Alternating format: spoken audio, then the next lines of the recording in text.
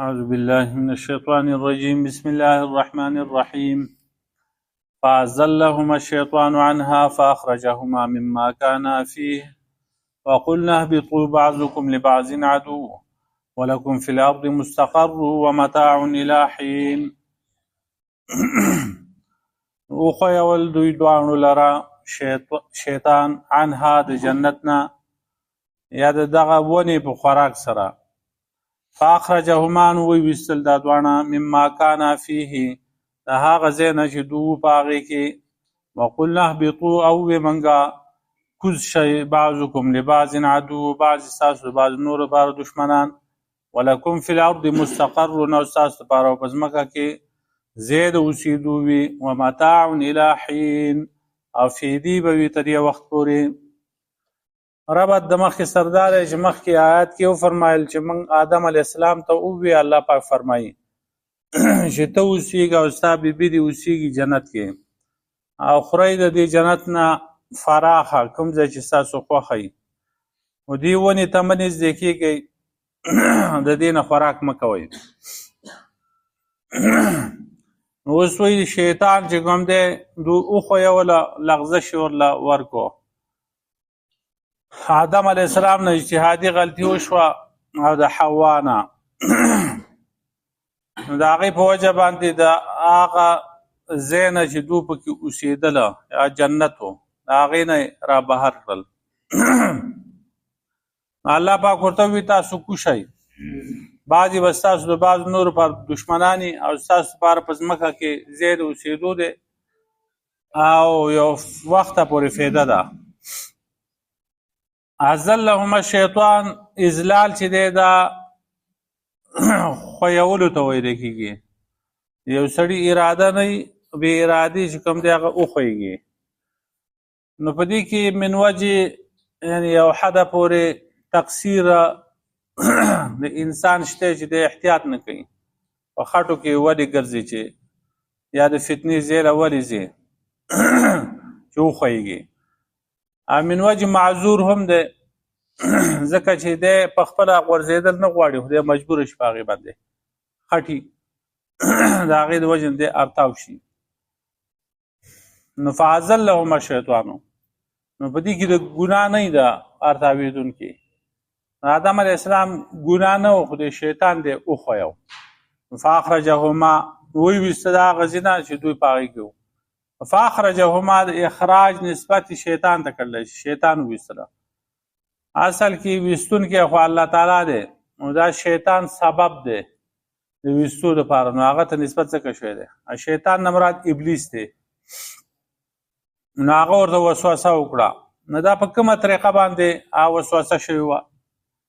یو قول به هغې کې دا دی چې نه مار په خوله کې ابلیس جنت ته داخل شو او وسوسه یې ورته واچوله ځکه شیطان خو مخکې نه الله پاک ورته فرمایلي و چې ووځه د جنت نه کله چې هغه سجده ونه کړه آدم علیه السلام ته نو جنت نه یې راویستلی و نو بیا دی جنت ته څنګه لاړ چې آدم علیه السلام ته ووی چې دا ونه اخره او ته به د همیشه ونه شي چې دلته به همیشه پاتې کېږي او ستا بادشاهي هغه به هغې به همیشګري او ته به مرې نه په تا باندې به فانا نه راځي دا خبرې ورته وکړې. نو بعضو دا قول کړ دی دا قول صحیح نه دی او دې لپاره اوږده واقعه ذکر کړ دی چې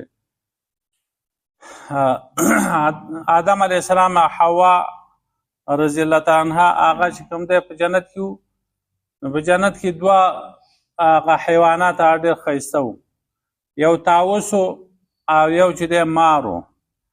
طاووس چې دی هغه ګډه شروع کړه نو په آدم علیه السلام حوا ابی هغې پسې روان شو هغه ګډېده تر دې پورې چې دروازې ته راغی مار هم راغی نو ابلیس چې کوم دی هغه مار ته وویل چې ته راشه دې دروازې ده دا ابلیس ورپسې تللی و دروازې ده وی ما په دې خوله کې دنده ویسه نو مار غټ و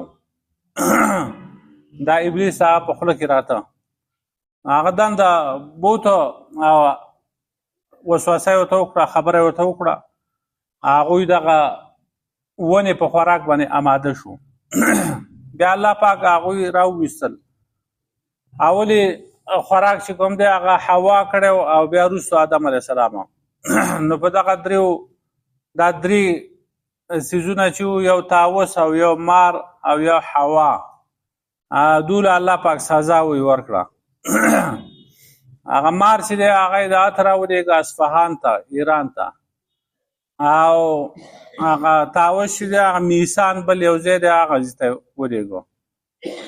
حوا چې ده هغه یې راولېږله او په هغې باندې دا سزا مقرر کړه چې هغې حیض او نفاس او دا به کېږي او میراث به یې نیمګړی عقل یې ورله کم ورکړو. او مار چې کوم دی هغه د هغه خپې غایب کړې د هغه نه خاورې د هغه خوراک شو، خاورې خوري. او طاووس چې دی نو هغه خپې ورله تورې کړې، خپې. طاووس وګډېږي چې د خپلو خپو ته وګوري نو په ژړا شي. دا پالتو قصې دي د یهودو، اسرائیلیات دې ته ویل کېږي. او دا د جنت نه د سړي زړه توروي. هلته مار سیچر کوي دنده. مار خو زهریله شی دی، په جنت کې هغه ماران هلته سیچر کوي. دغسې خبرې. بعض علما وایي چې کله الله تعالی ابلیس د دې جنت نه شړه نو د وتو په وخت کې د وسوسه واچوله. دا دویم قول دی. دریم قول دا دی چې ابلیس خو هوایي مخلوق دی او ګرځي او د لرې نه هم هغه وسوسه اچولی شي. اوس هم لکه حدیث کې راځي دا شیطان چې دی انسان په دې رګونو کې داسې چلیږي لکه وینه چې پکې چلیږي. وسوسه خو هغه د بهر نه اچولی شي، وسوسه یې واچوله. نو چې دغه وسوسه یې وغورځوله آدم علیه السلام ته، نو هغوی هغه ونه وخوړه. د هغې په نتیجه کې الله پاک ورته وایي وځئ پوه شئ. نو هغو سره چې کوم جنتي لباس و هغه یې ترې لرې کړه. هغو د جنت انځر چې و د هغې پاڼې په ځان باندې وتپلې او خپل عورتونه هغه یې پرې پټ کړه. الله پاک د طرف نه حکم اهبطو پوه شئ. جمع صیغه راوړله ځکه چې په دې کې خطاب آدم علیه السلام ته دی، حوا ته دی، شیطان درې واړو ته. او کېدای شي دا خطاب آدم او حوا ته وي، خو د دو نسل چې کوم دی هغه اولاد داتې مراد دی. د دو ذریعه د هغو د پیدایش ته چې دو راکوشي نو د هغه اولاد د دوی په شا کې هغه خپله راکوشو نو کوشئ. ځکه وروسته سورة طه کې وایي قال اهبطوا منها جميعا. موږ ووایو چې تاسو دواړه کوشئ د دې جنت نه. اهبطوا هلته د تثنیې صیغه ذکر کړه. نو هغه یې راوویسته. نو دا د جمعې ورځ وه چې راویستلی شوی و. نبي علیه السلام فرمایي خیر یوم طلعت علیه الشمس یوم الجمعة فيه خلق آدم وفيه ادخل الجنة وفيه اخرج منها. غوره ورځ چې په هغې باندې نور راخیږي د جمعې ورځ ده. په دې کې آدم علیه السلام پیدا شوی دی. په دې ورځ کې آدم علیه السلام جنت ته داخل شوی دی. وفي اخرج منها، او په دې ورځ کې چې کوم دی آدم علیه السلام د جنت نه راویستی شوی دی. نو د جنت نه راویستل چې کوم دی د آدم علیه السلام دا هم یو نعمت دی. ښکته راکوشو نو اولاد یې د طاعت به وکړي او بیا به چې کوم دی په شان شوکت سره واپس جنت ته ځي. دا یو نعمت دی. او موږ ووایو چې بعضې به ستاسو د بعض نور دپاره دشمنان یې. نو د آدم علیه السلام او د هغه اولاد او ابلیس او د هغه اولاد دا د یو بل سره به دشمني کوي. نو هر یو دا کوشش کوي چې دا بل هغه ذلیله کړي. شیطان چې کوم دی هغه د انسان دشمن دی. قرآن کې ځای په ځای راغلی دی شیطان لکم عدو فاتخذوه عدوا. دا شیطان ستاسو دشمن دی، په دشمنۍ سره ونسئ. بل ځای راځي فتتخذونه وذریته اولیاء من دوني وهم لكم عدو بئس للظالمین بدلا. آیا تاسو دا شیطان او د هغه اولاد نسئ په دوستانۍ سره زما نه سوا، حال دا دی چې دا خو ستاسو دپاره دشمنان دي. نو بئس للظالمین بدلا، ظالمانو لپاره دا بده بدله ده. یا مطلب دا دی چې دا انسانان به په خپلو کې دشمنان وي، یو بل سره به دشمني کوي. لکه حدیث کې چې راځي چې نبي علیه السلام فرمایي ما د خپل رب نه 3 سوالونه وکړه، نو هغه 2 سوالونه قبول شو او یو قبول نه شو. یو سوال مې دا وکړو چې یا الله زما دا امت چې دی هغه په قحط باندې مه هلاکوه، او زما امت باندې د بهر نه نور دشمنان مه مسلط کوه. او دریم سوال مې دا وکړو چې الله یجعل بأسهم بینهم فمنعنیها، د دوی په منځ کې په خپل منځ کې د جنګونه نه وي. نو دا دوه سوالونه قبول شو زما، او دا دریم سوال چې دی چې دوی یو بل سره دشمني کوي، یو بل سره جنګونه کوي، دا نه دی قبول شوی. نو همیشه دپاره چې کوم دی دا انسانان د یو بل دشمني کوي. په دې کې هم د خدای پاک حکمت دی چې ته دا ټول د یو بل دوستان پیدا کړی، ټول اطاعت واله وي او جبرن دغه شانتې وي په زور باندې، نو بیا خو اختیار ختم شو. دلته د دې لپاره رالیږل دی اختیار یې ورکړی چې تاسو ښه کوئ که بد کوئ په خپل اختیار باندې. که ښه کوئ جنت مې له تیار کړی دی، او که بد کوئ نو دوزخ ته به ځئ. نو چې زور یې پرې کړی نو بیا خو هغه اختیار ختمېده، نو سزا او جزا هغه تصور هم ختمېده. بیا یې وفرمایل ستاسو دپاره په دې ځمکه کې مستقري ځای د اوسېدو هم دغه ځمکه ده. عیسی علیه السلام د هغې نه مستثنا دی. یا عیسی علیه السلام په اول کې پیدا شوی په ځمکه کې، بیا وروستو بره ختل دی. نو عیسی علیه السلام بره اوسېږي په اسمان کې، او دا نور ټول چې دي انسانان دا په ځمکه کې اوسېږي. که څه د لږ وخت لپاره چې کوم دی هغه بره وخېږي د ځمکې نه بره، لکه په جاز کې، نو بیا به راکوزېږي. نو پته ولګېده چې صحیح مستقر چې دی او ځای د اوسېدو دا ځمکه ده، دلته به پاتې کېږي. نو نورې سیارې، نور او سپوږمۍ او نور ستوري په دې کې پاتې کېدل، زهرا، مشتري په دې کې پاتې کېدل چې کوم دی دا ډېر مشکل دی. اگر چې ممکن دي، اوس دا سیاستدانان وایي چې په دې زهرا باندې بلکل انسان پاتې کېدی شي. خو دا خبره ده چې هلته اکسیجن نشته، هوا نشته، نو هغه به هلته به ځان سره اکسیجن وړي. او 25 کاله مخکې یو تفسیر کې ما لیدلی وي چې په هغه وخت کې انسانان وایي چې بره دغه زهرا او دې ته سړی خیږي، هلته ژوند تېروي. نو یوازې په یو خطو باندې چې کوم وردي او لباس هغه تیاری دغه لپاره هغې باندې 4 لاک روپۍ، 4 لاک ډالر خرچه پرې راځي. نو بره چې اوسېږي هغه به نوره بشتو خرچه راځي. نو د دې وجې نه هلته اوسېدل ممکن نه دي. د دې وجې نه الله پاک فرمایي چې د دې خاورې نه ما تاسو پیدا کړی، سورة طه کې وایي، او دې خاورې ته به واپس کېږئ، دې ځمکې ته. ومنها نخرجکم تارة اخرى، او د دغه خاورې نه بیا زه تاسو راوباسم. ستاسو دپاره په دې کې فایده وي تر یو وخته پورې، متاع الی حین. ستاسو دپاره په دې ځمکه کې اوسېدو ځای دی او ستاسو دپاره فایده ده الی حین تر یو وخته پورې، یو وخته پورې مرګه پورې.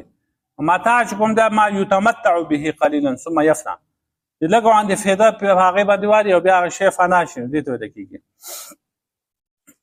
نو فتلقى آدم من ربه کلمات فتاب علیه، نو زده کړه دی آدم علیه السلام د خپل رب نه یو څو کلمې، یو څو خبرې، نو مهرباني وکړه الله پاک په هغه باندې. انه هو التواب الرحیم، یقینا د الله پاک ډېر توبه قبلونکی، ډېر مهربانه دی. آدم علیه السلام د الله پاک نه کلمات زده کړه. کله چې د غلطي وشوه د جنت نه راکوز شو، نو وی چې یا الله زه بیا واپس جنت ته لاړ شم او لاړ به نه شم، او ته به څنګه زمانه راضي شي؟ نو دې اسباب به صحیح. نو الله پاک ورته دا کلمات وښودل، مختلف اقوال دي پکې. یو قول دا دی چې دا کلمات ورته وښودله: سبحانک اللهم وبحمدک وتبارك اسمك وتعالى جدك لا اله الا انت ظلمت نفسي فاغفر لي انه لا يغفر الذنوب الا انت. دا کلماتو. نو چې دغه کلمات یې ووي، الله پاک په هغه باندې مهرباني وکړه، توبه یې قبوله کړه. دویم قول د عبدالله بن عباس رضی الله عنه دی، هغه وایي چې د دې نه دا مراد دي دا کلمات دا وو چې آدم علیه السلام ای ربه تا زه په خپل لاس باندې نه یم پیدا کړی. نو الله پاک وی ولې نه؟ وی تا په ما کې روح نه دی اچولی. هغه وی ولې نه دی اچولی؟ وی علم تسکنی جنتک، تا زه په جنت کې نه یم اوسولی. نو هغه وی بلا، ولې نه؟ قال یا رب ان تبت واصلحت اراجي انت، ای الله که زه توبه وباسم خپل عمل ټیک کړم نو ته بیا ما واپس کوې الی الجنت، جنت ته. قال نعم، الله پاک ورته وفرمایل چې او. نو دغه خبرې اترې ورسره کړي دي او د هغې نه وروسته الله پاک د توبه قبوله کړه.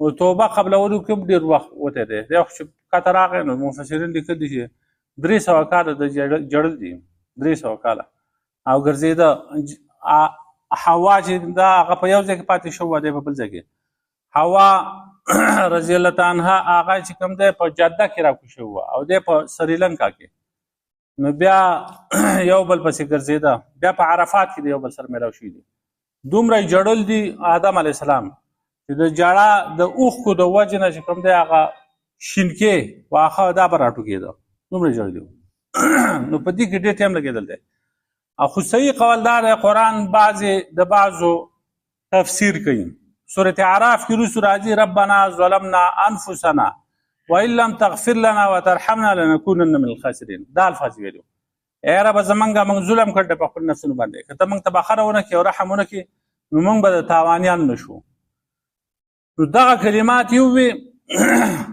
او د هغې په وجه باندې چې دی الله پاک د هغو توبه قبوله کړه او رحم یې پرې وکړو بیا به واپس جنت ته ځي من ربه د خپل رب نه زده کړي د خپل رب نه نو په بعضو خلقو دا واقعات ذکر کړي خو هغه بالکل کمزوري دي چې آدم علیه السلام نه چې غلطي وشوه نو په عرش باندې لا اله الا الله محمد رسول الله دا لیکلي بیا مونده نو د محمد رسول الله صلی الله علیه وسلم په وسیله باندې دعا وغوښته نو الله پاک ورته وویل چې ته محمد صلی الله علیه وسلم څنګه پیژنې نو هغه ویل چې تا په عرش باندې د خپل نوم سره یو ځای لیکل دی ما ته پته ولګېده چې دا ډېر غټ شخصیت دی نو د هغه په وسیله باندې زه ستا نه سوال کوم الله پاک ورته وایي چې ځه ته معاف کړې او بیا پکې لیکل دي آخر کې دا دی ولولا محمد ما خلقتک محمد صلی الله علیه وسلم نه ما به ته نه پیدا کړی بیا بل چا دا هم نقل کړی چې لولا کلمه خلقت الافلاک که ته نه وې نو ما به دا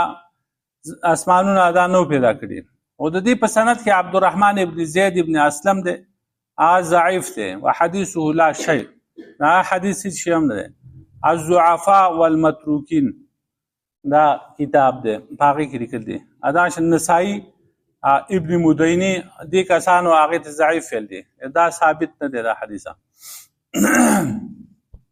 خو توبه یې ویسته الله پاک توبه قبوله کړه هر چا نه چې څه غلطي وشي نو توبه ویستل پکار دی دې وجې نه حدیث کې راځي نبی علیه السلام فرمایي چې زما په دې زړه باندې خړوالی او خفګان راځي او د ورځې زه 100 ځله د الله پاک نه بخښنه غواړم استغفار کوم 100 ځله حالا کې نبی علیه السلام چې کوم دی هغه خو بخښلی شوی دی د هغې باوجود بیا هغه استغفار غواړي نو پته ولګېده چې کامیابۍ دپاره چې سړی کامیابي غواړي نو توبه دې وباسي قرآن کې هم دغسې راځي وتوبوا الی الله جمیعا ایها المؤمنون لعلکم تفلحون توبه وباسئ الله پاک ته په جمع ای مؤمنانو د دې لپاره چې تاسو کامیاب شئ کامیابي غواړئ نو توبه وباسئ بیا د توبې د قبولیت شرطونه دي یو شرط دا دی چې په تېر شوي ګناه باندې سړی خپیمانه شي ستومانه شي بیا دویم دا دی چې کلکه اراده وکړي چې بیا به زه دا ګناه نه کوم دریم دا دی چې دا فورا د دغه ګناه نه لاس وباسي د ګناه نه قلار شي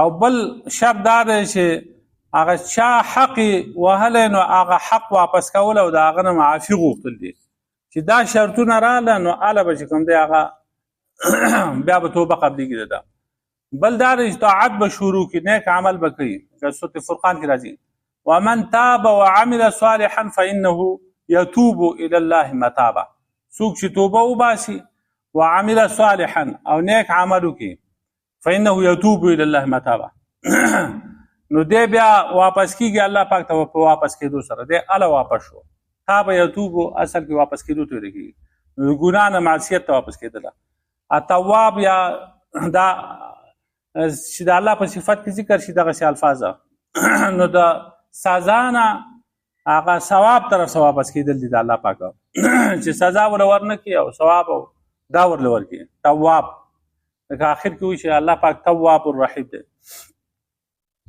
نو دغه توبه دا ده زما توبه د بدو او چې لاس مې بر شو نو حمله د بدو داسې نه چې د وس د بدو نه وي څه به بد څه به دې ښه وي توبه هله د شراب د پراته وي چې وس یې د بدو نه یا وایي چې زما توبه ده دا توبه نه ده خو چې لاس یې بر شوی په ګناه باندې پرېږدي چې دا د الله د رضا دپاره زه پرېږدم بس دغه توبه ده نو دا موږ چې کومې توبې وباسو دا دې ته توبه ټت وایي توبه ټته دلته توبه وباسي بیا هغه ګناه کې اخته دا ګناه وپریدي اله به دا توبه توبه او الله پاک ورته بخښنه کوي چې دا ګناه نه قرار شي چې د ګناه نه قرار شو بس اله بیا الله پاک مهربانه شي ته بخښنه کوي